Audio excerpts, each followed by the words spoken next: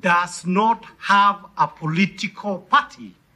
that can be able to speak on its behalf. The last time, during the colonial time,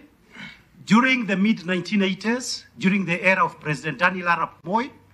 when the Kikuyu community was disenfranchised economically and politically, you had serious constitutional crises that occurred. And therefore, as our first point, the issue of purely somebody imagining that you can take Jubilee Party as the last voice that can credibly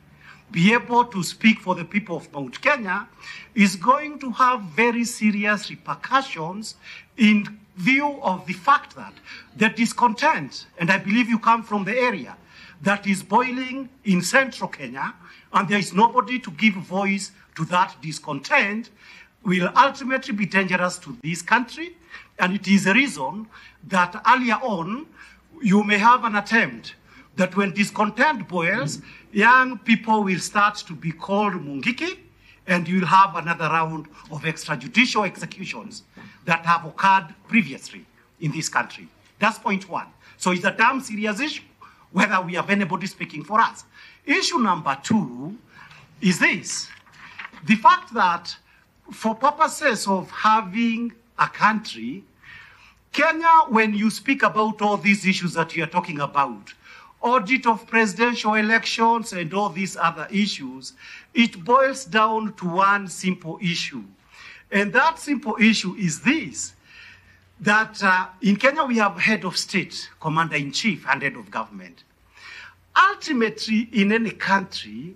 it is the fidelity of the presidents to the constitutions that avoids this maandamano and ensures the country is being governed competently and to avoid financial collapse that has occurred in Ghana, Sri Lanka, and even Haiti. In saying this, we have this in mind,